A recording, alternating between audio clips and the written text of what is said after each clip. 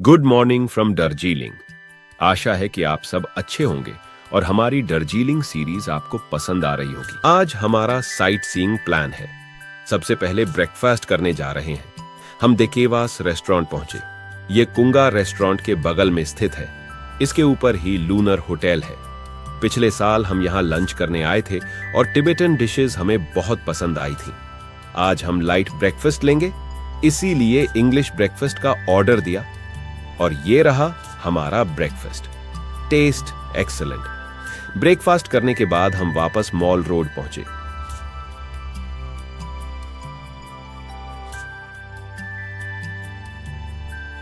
अब हम विंडमीर होटल की तरफ जा रहे हैं। वहां से नीचे सीढ़ियों से उतरने पर एक पार्किंग लॉट है जहां हमारी गाड़ी वेट कर रही है। यह रहा विंडमेयर होटल का एंट्री गेट। ब्रिटिश काल में बना यह होटल खुद में एक हेरिटेज साइट है।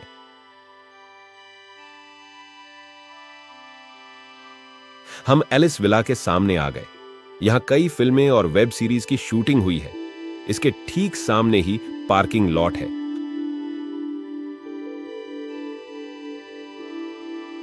हमारी गाड़ी अब स्टार्ट हो चुकी है। अब हम जा रहे हैं जापानीज टेंपल और पीस पगोडा देखने। इसके लिए हमें जला पहाड़ की ओर जाना होगा। अगर ट्रैफिक ज्यादा ना हो तो हमें ज्यादा समय नहीं लगना चाहिए। हम अभी गांधी रोड पर आगे बढ़ रहे हैं।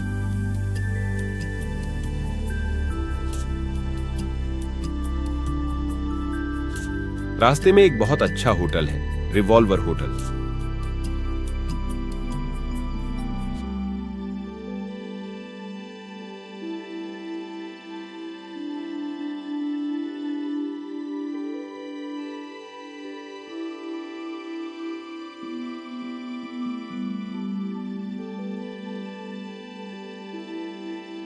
रास्ते में बहुत जाम है, इसलिए हमने पहले ही गाड़ी से उतरकर पैदल चलने का फैसला किया।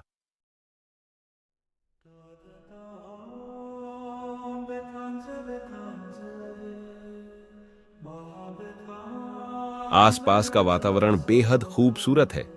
कुछ देर चलने के बाद हम पीस पगोडा के पास पहुंचे।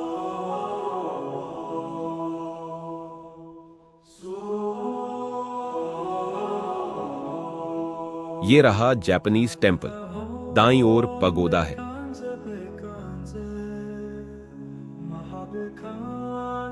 हम पहले पगोडा देखने जा रहे हैं।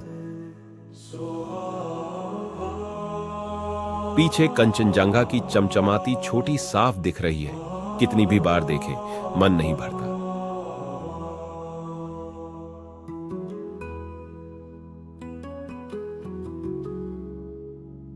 आज का मौसम बहुत अच्छा है। इससे पहले भी हम यहां आए थे, लेकिन इतना क्लियर व्यू कभी नहीं मिला। अब हम जूते उतारकर ऊपर जा रहे हैं।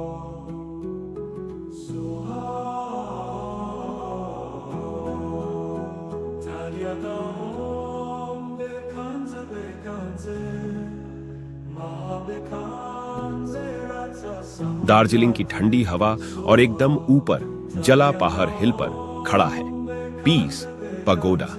एक ऐसी जगह जहां कदम रखते ही दिल को एक अजीब सी शांति महसूस होती है। 1992 में बना था यह सिंबल ऑफ पीस, जापानी बुद्धिस्ट मॉन्क निचिदात्सु फुजी की सोच से। सफेद रंग का यह खूबसूरत स्तूप चारों ओर से हिमालय की वादियों से घिरा हुआ है और हर दिशा में फैला है काल्मनेस का एहसास। यहां बुद्ध के 4 गोल्डन स्टैच्यूज हैं। हर एक मुद्रा में छुपा है एक गहरा संदेश। पीस पगोडा सिर्फ एक मॉन्यूमेंट नहीं, ये एक एहसास है, एक रिमाइंडर कि आज के शोरगुल भरे जमाने में भी शांति पाना मुमकिन है।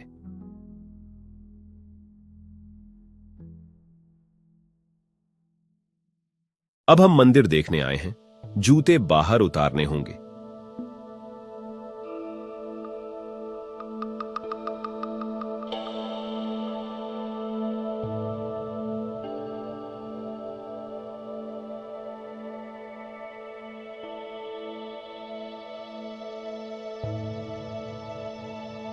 कैमरा अलाउड है, लेकिन प्रेयर के दौरान फोटो या वीडियो लेना मना है।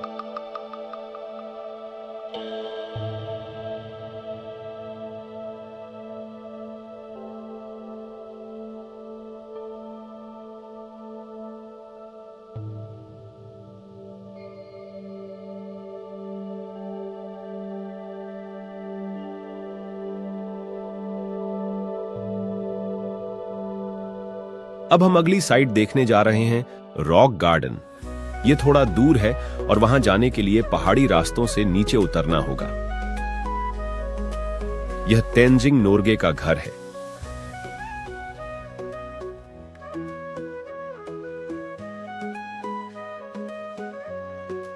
आगे एक ट्रेन दिख रही है जो अपनी जर्नी के बीच में रुकी हुई है।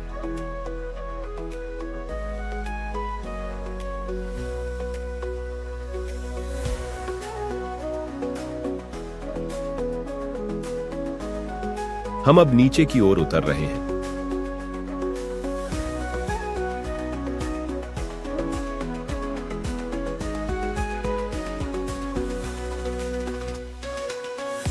चारों तरफ इतना सुंदर नजारा है कि देखने भर से मन खुश हो जाएगा।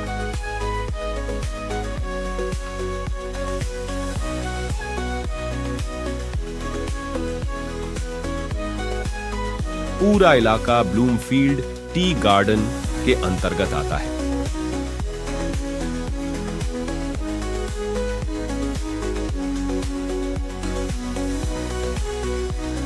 नीचे ऑरेंज वैली टी एस्टेट है। लौटते समय हम वहां रुकेंगे।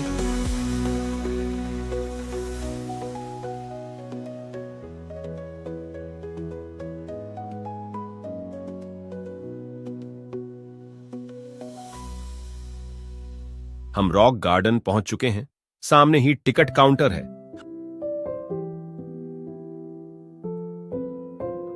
अंदर घुसते ही झरना दिखाई देगा। यह झरना बहुत ऊंचाई से अलग अलग स्टेप्स से होकर नीचे आता है। पूरा पार्क इसी थीम पर बना है।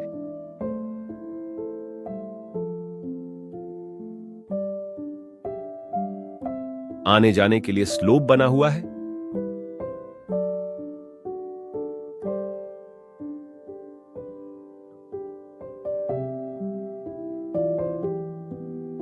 सामने बैठने के लिए जगह है और वाटरफॉल का यह हिस्सा बहुत खूबसूरत है।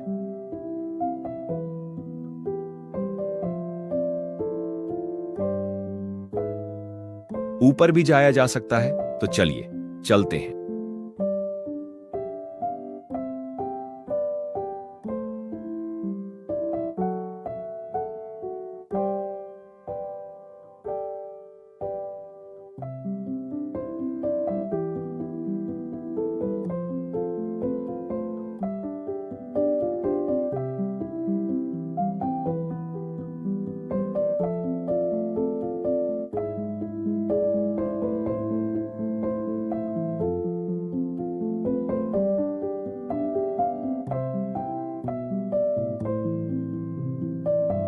हम काफी ऊपर आ चुके हैं। हर स्टेप पर झरने की सुंदरता बदल रही है।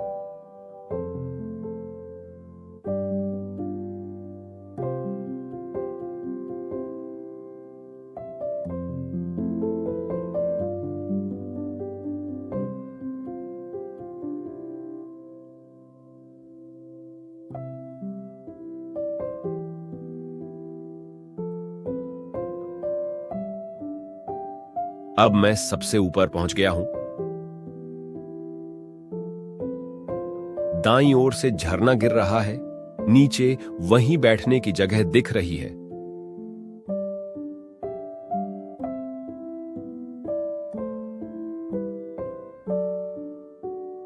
ऊपर पहाड़ की चोटी पर टी गार्डन है। अब हम वहां जा रहे हैं। ऑरेंज वैली टी गार्डन देखने के बाद हमारा आज का टूर पूरा हो जाएगा। यहां से गंगा माया पार्क जाया जा सकता है, लेकिन अक्सर वहां की सड़क खराब रहती है, इसलिए गाड़ियां नहीं जाती। हम पहले भी 3-4 बार दार्जिलिंग आ चुके हैं, लेकिन यह पार्क कभी नहीं देखा। अगर आप में से किसी ने यह पार्क देखा हो तो कमेंट में जरूर बताइए कि यह कैसा है। हम रॉक गार्डन से बाहर आ चुके हैं। अब ऑरेंज वैली टी गार्डन जाएंगे। वही रास्ता पकड़कर वापस चल रहे हैं।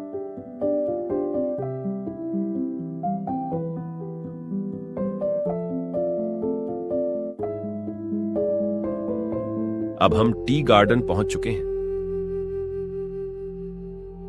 हवा में बसी होती है ताजा चाय की खुशबू और हर तरफ फैले होते हैं हरे भरे बागान। यही है orange valley tea garden. Darjeeling का एक हिडन जेम।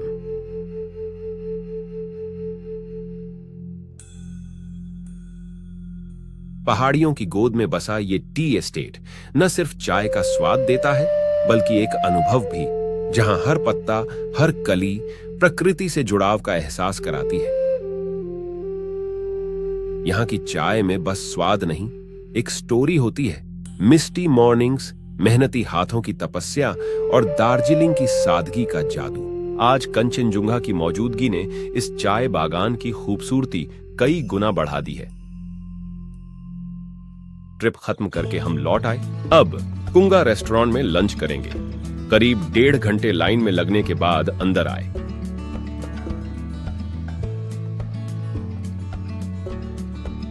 जगह काफी छोटी है, सिर्फ 5 से 6 टेबल हैं। फिर भी इतनी छोटी जगह के बावजूद कुंगा ने बहुत नाम कमाया है।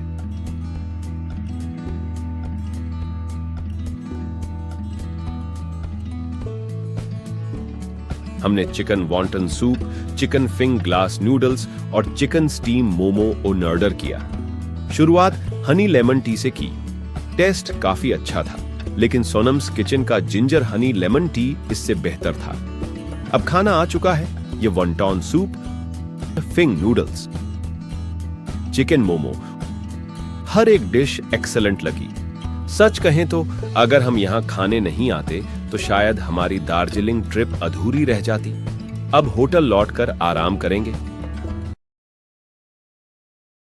Good evening. दार्जिलिंग में आज ही हमारी आखिरी रात है, तो आखिरी पलों में कुछ शॉपिंग करने के लिए अब भानु भावान जाएंगे। पहले मॉल के पास केवेंटर्स के बगल में एक मार्केट लगता था और महाकाल मंदिर के नीचे की सड़क पर भी बाजार लगता था, लेकिन अब वो मार्केट हटाकर भानु भवान में शिफ्ट कर दिया गया है। चलिए चलते हैं।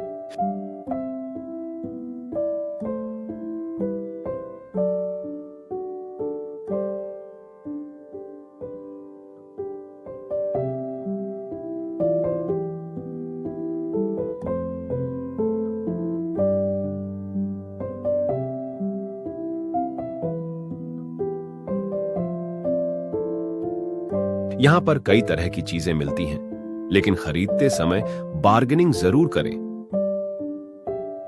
हमने कुछ शो पीसेस और बेटे के लिए कुछ टॉयज लिए।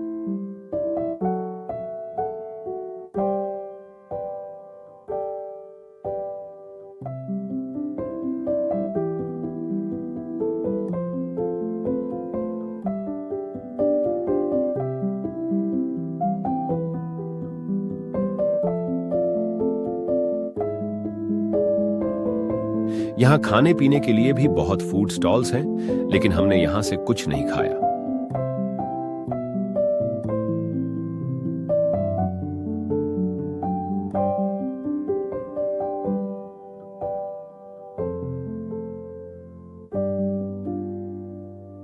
बहुत सारे लोग एंजॉय कर रहे थे।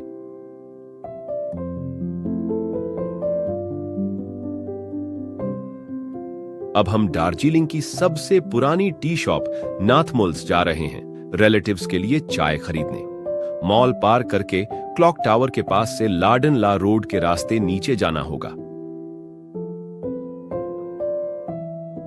हम पहुंच गए। दुकान बहुत ओल्ड और ऑथेंटिक है। यहां कई फ्लेवर्स और अलग अलग रेंज के चाय मिलते हैं।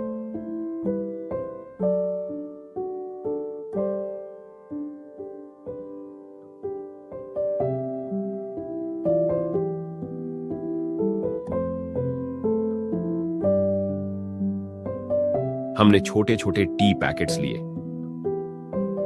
अब वापस लौट रहे हैं। होटल में सामान रखकर डिनर के लिए जाएंगे। डिनर करने हम मॉल के ऊपर स्थित ARA रेस्टोरेंट आए। यह रेस्टोरेंट हाल ही में बहुत पॉपुलर हुआ है, क्योंकि यहां इवनिंग टाइम में लाइव म्यूजिक होता है और डांस स्पेस भी है। ऊपर दूसरे फ्लोर पर जाना होगा। लाइव परफॉर्मेंस चल रहा है। हमें एक खाली टेबल मिल गया और हम बैठ गए, पर बाद में लगा कि म्यूजिक के इतने करीब बैठना मिस्टेक था, क्योंकि डांस फ्लोर बिल्कुल पास में है और वहीं सबसे ज्यादा हसल बसल हो रहा था।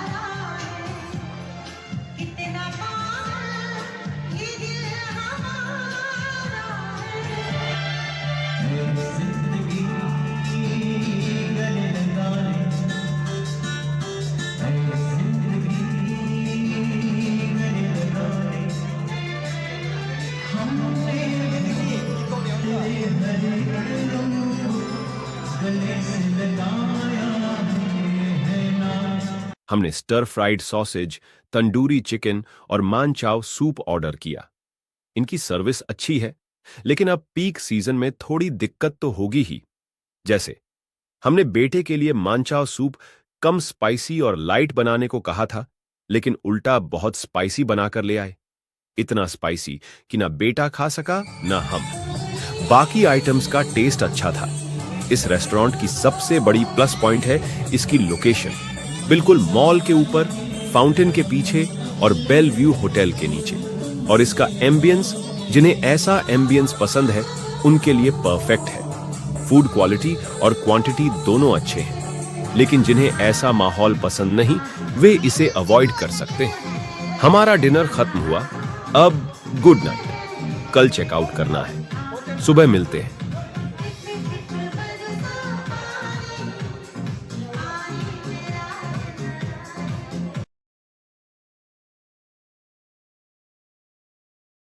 Good morning from Darjeeling. सफर अब धीरे धीरे समेटने का वक्त आ गया है। पैकिंग हो चुका है, लेकिन चेकआउट से पहले चलिए इस होटल के बारे में थोड़ा बात कर लेते हैं। अच्छा, हम लोग का होटल में 9 रूम है, ऊपर 9 रूम है, नीचे 4 रूम है। लेकिन ऊपर का मतलब ऊपर का प्राइस है सीजन में 3300 प्लस 12% जीएसटी व्यू रूम, और 2600 प्लस 12% जीएसटी नॉन व्यू, और ऑफ सीजन में 2400 प्लस 12% जीएसटी व्यू रूम और 1700 प्लस 12% जीएसटी नॉन व्यू है। 100 इयर्स एगो है हम लोग का होटल, हेरिटेज में।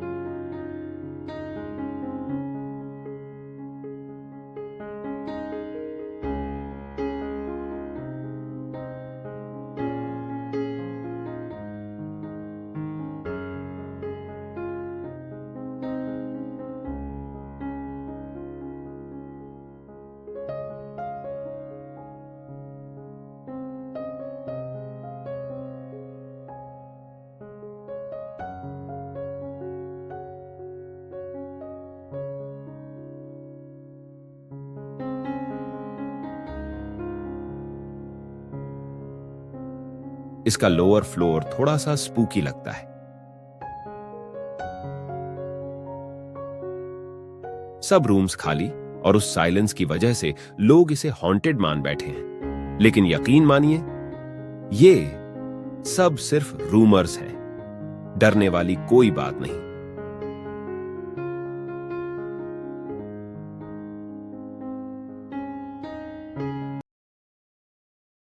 अब हम पहुंच चुके हैं केवेंटर्स। जितनी बार दार्जिलिंग आए, ये एक जगह ऐसी है जो हर बार दिल खींच ही लाती है। चाहे जितनी भी हाइप हो, केवेंटर्स के बिना दार्जिलिंग अधूरी लगती है।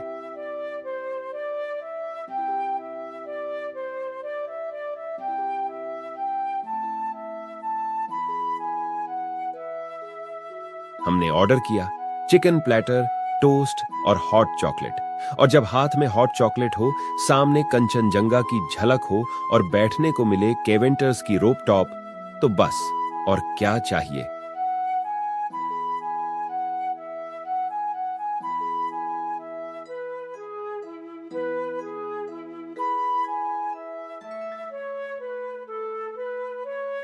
यहीं खत्म होती है हमारी दार्जिलिंग डूअर्स जर्नी। यादें बहुत सारी हैं, मन थोड़ा भारी भी है। अब हमें वापसी की ट्रेन पकड़नी है। अगर आपको हमारी ये ट्रिप सीरीज पसंद आई हो तो कमेंट्स में जरूर बताइए। आपके जवाब का हमें इंतजार रहेगा। गुड बाय दार्जिलिंग, फिर मिलेंगे किसी और सफर में। हमसे जुड़े रहने के लिए thank you so much.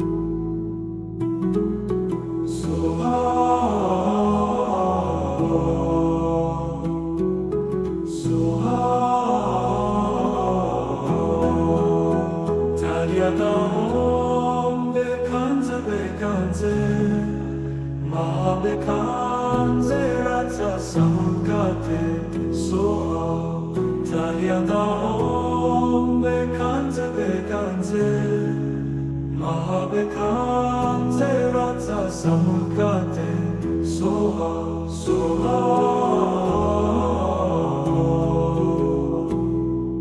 Soha Soha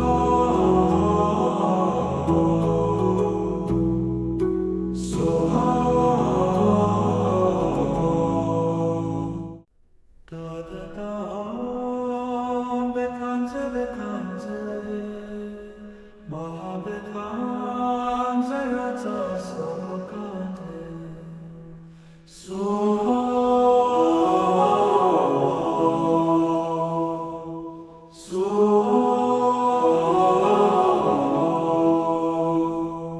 Tagyadahom bekanze bekanze Mahabekanze Ratsa